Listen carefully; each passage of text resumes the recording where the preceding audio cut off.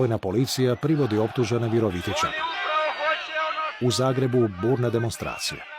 U dogovoru sa predsjednikom Tuđmanom sam sazvao hitnu sjednicu Sabora, ali kako je to saopštenje izašlo 23. onda smo za 25. nije bilo vremena za normalno sazivanje, pismene pozive, dnevni red i tako dalje. I reformirani komunisti na čelu s Račanom pripremaju se za najgori scenarij. Doneli smo neke povijesne zaključke. Prvi, da nećemo prihvatiti državni udar, da ćemo, ako treba, ići u oružanu borbu. Organizirali smo svoje tajno mjesto gdje ćemo se sastajati.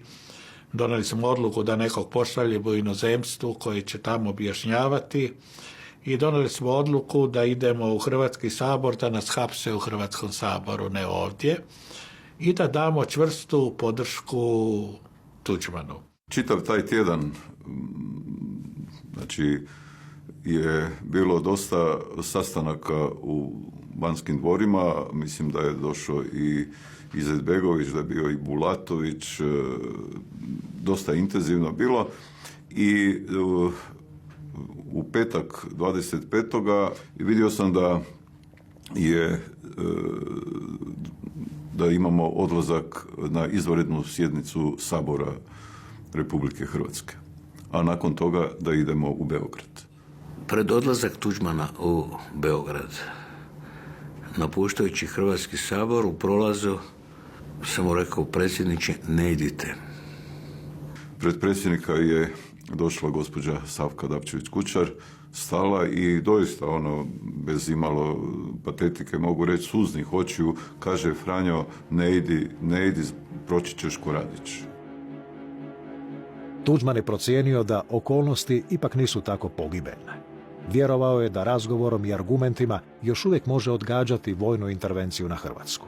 Izaslanstvo je bilo na čelu s predsjednikom Republike, tu je bio predsjednik vlade, tada gospodin Manolić, tada je predsjednik Sabora, gospodin Domjan, gospodin Mesić kao član predsjedništva SFRJ, gospodin Šarinić. U 2 aviona smo išli jer je predsjednik Tuđman s pravom rekao da u takvoj situaciji moramo ići u 2 aviona sa različitim polascima,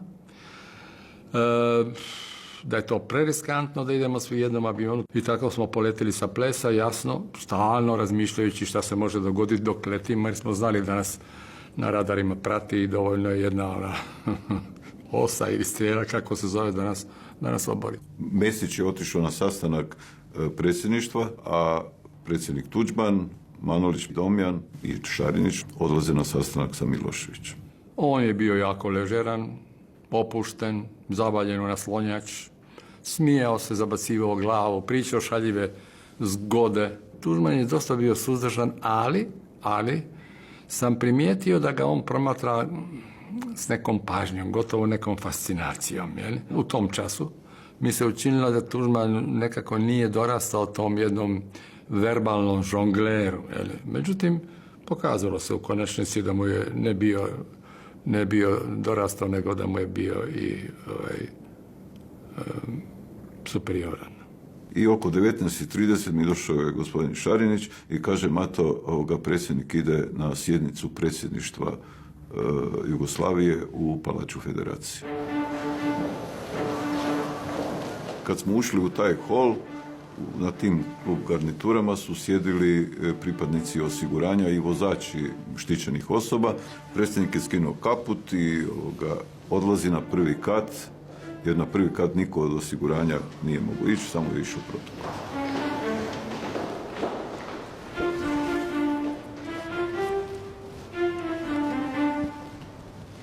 Hoćemo sjesti, ja? Ne. Najbolje da se ne razilaze.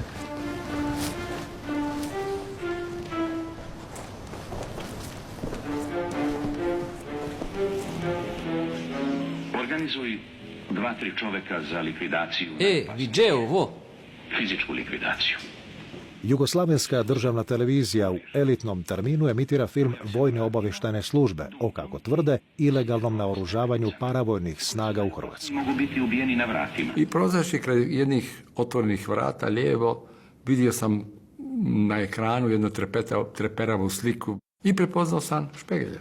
Povukao sam za ruku Tuđmana, predsjedniče, pogledajte ovo. Taj trenutak našeg ulaska,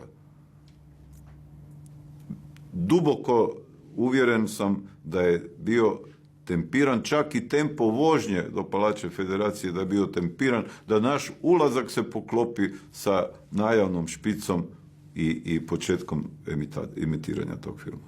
Njemu je očito bilo jasno, kao i meni, da je to trenutak, da je taj trenutak emitiranja na televiziji koji gleda cijela Jugoslavija u tom času, nije slučajan kad smo mi u predsjedništvu. I pomislili smo da je to zapravo možda trenutak kad trebamo biti hapšeni, jel? Predsjednik ni u naznakama nije imao nekih spoznaja da bi nas to moglo dočekati. Da bi nas moglo dočekati trenutak prikazivanja filma o našem naoružavanju, odnosno filmu Špegelj. Mi smo znali da prate Špegelja, ali nismo u tom času znali da postoji film. Svi smo bili i konsternirani onim što smo vidjeli na filmu. I izjavama Špegelja. Nije u pitanju niti žena, niti... U trenutku prikazivanja filma o Špegelju, ja među tim kolegama osjećam, jedan zid se stvorio. Na prvom katu je dvorana gdje je bilo, gdje se održavala sjednica predsjedništva. Kasnije, i u njegovim razgovorima kasnije, on sam iskazuje da i čitav sastav gore koji se nalazio je odgledao taj film i on ga je odgledao tada.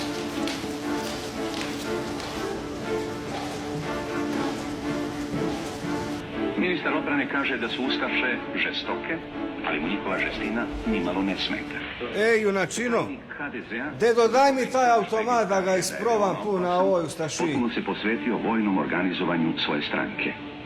Ovaj fanatični pristalica vladajuće stranke sačinio je plan o uspostavljanju sistema radioveza pomoću sredstava preduzeća, predvideo diverzije, sabotaže i lozinku za pristup armadi HDZ-a.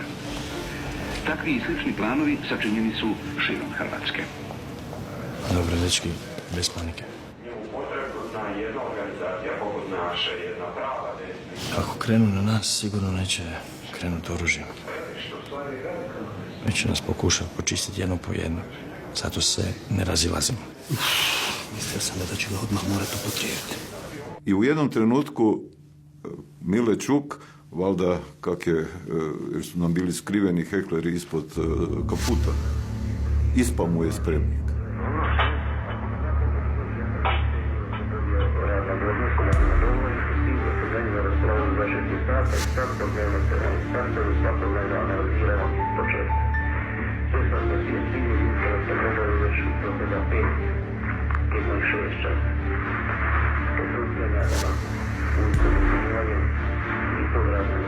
Ispao je na taj mramorni pod i to je zatangaralo od tangara.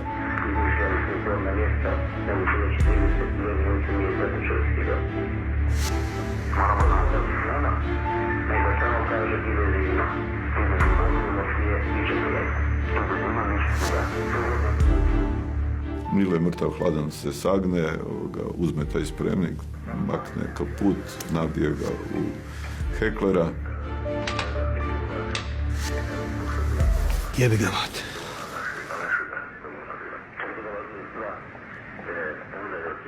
I mogu reći da je tada atmosfera postala, ali sa njihove strane, da više nije bilo komentiranja, film je i dalje tekao, ali više nije bilo nekih komentara. Mi smo bili onda tu kao na nekom saslušanju.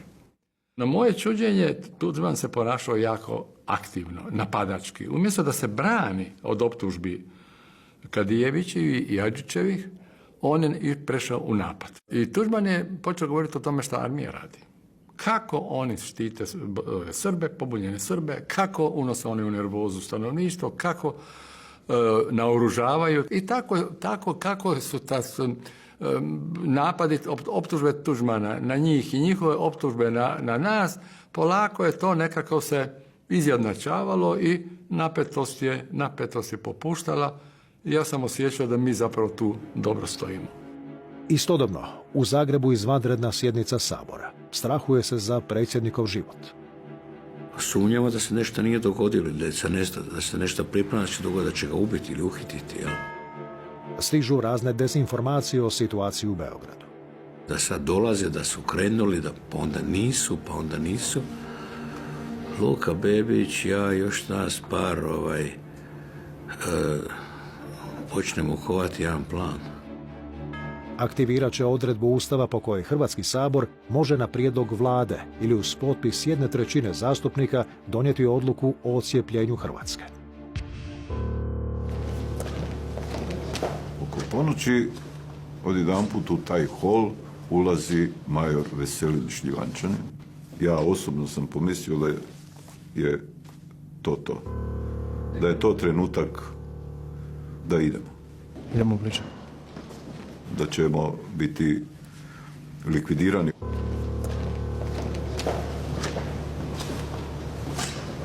Spremili smo se, u tih par sekundi smo se ukočili ko kobre pred napad.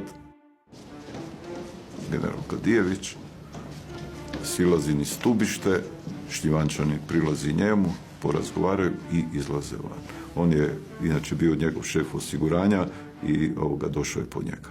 Odlaskom Kadijevića, isto kad sam pogledao gore prema tom katu, vidio sam gdje predsjednik Tuđman sa Miloševićem je prošetao se i nešto razgovaraju i vidio sam da se sastanak približava kraju.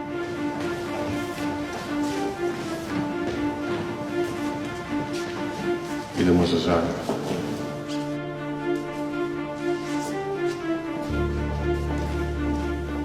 Konačno je to ispalo onako neodlučeno, 1:1. Predsjednik Tuđman je morao obećati da će razoružati rezervni sastav policije, što mu nije padalo na pamet, to sam znao u sebi. A Kadijević je morao obećati da će prestati naoružavati i štititi pobunjene Srbe. Što također njemu valjda nije bilo na kraj pameti. Predsjedništvo SFRJ je podijeljeno 4:4. Srbin iz BiH, Bogić Bogičević, nije se dao slomiti. Ali je to bila farsa da vojska izađe na granice velike Srbije, da se uhapse predsjednici novoizabrani Kučan i Tuđman i da se kasnije pohapse drugi predsjednici republika.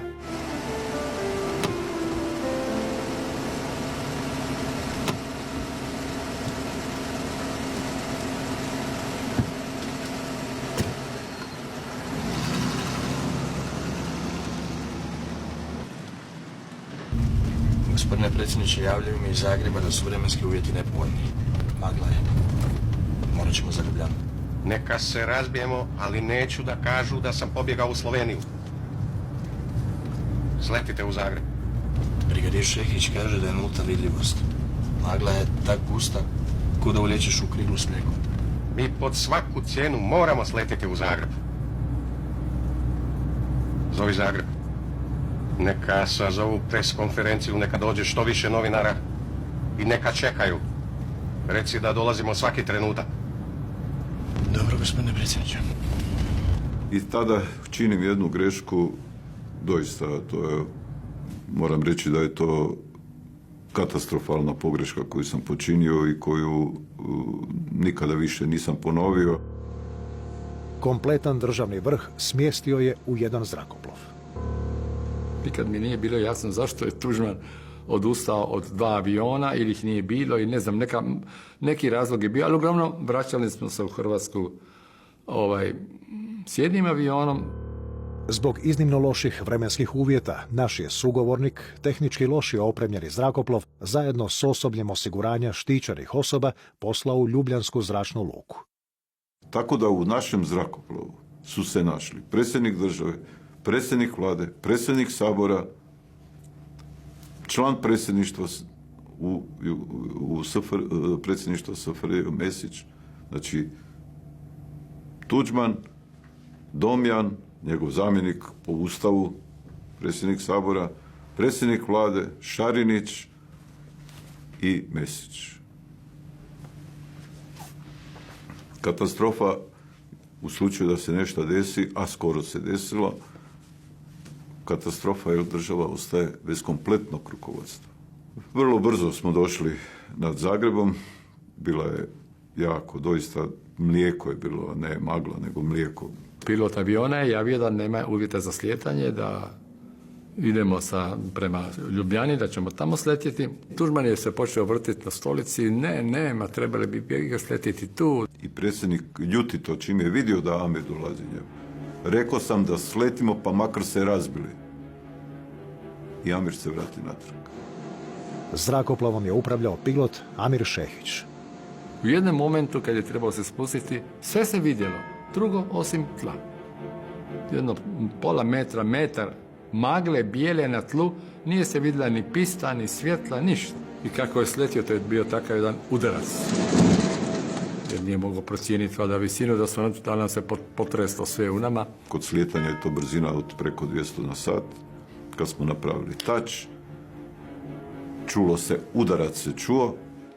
A onda je počeo rurat lijevo, desno, nakrivio se. Jedan mu je kotač prešao na livadu, drugi je ostao na pisti. Dakle, on je morao zadržati brzinu dok ne vrati i drugi kotač na beton. I onda je počeo udarati jedan, drugi, treći, četvrto svjetlo. Ono svjetlo, to je svaki put se potresala cijela konstrukcija aviona. Mi smo čekali, mislili smo gotovi. Sad će se avion prevrnuti, tko zna, može se zapaliti, svašta može biti. I zrakoplov je zarotirao.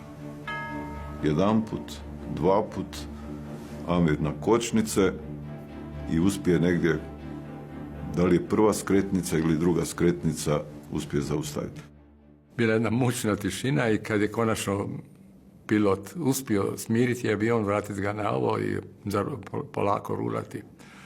Ja sam onako da prekinem tu mučnu tišinu rekao, eto vidite, čovjek ne zna gdje može poginuti.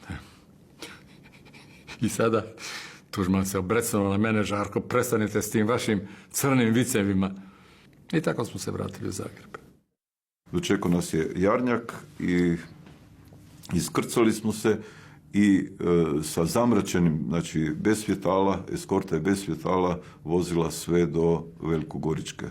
U Jarsima, u zoni zračne luke, desetine, stotine naših dečki, svi leže sa spremnim naoružanjem. Duž Velikogoričke također jedna dramatična noć. Mi doživjeli nešto što nismo mogli vjerovati. Gotovo smo zaglavili spuštajući se u Zagreb i tako se moglo dogoditi da zaglavimo zbog sasvim drugih razloga, a ne političkih. I tek onda trenutka kad smo dobili obavijest da je Tuđman došao u svoju kuću, onda smo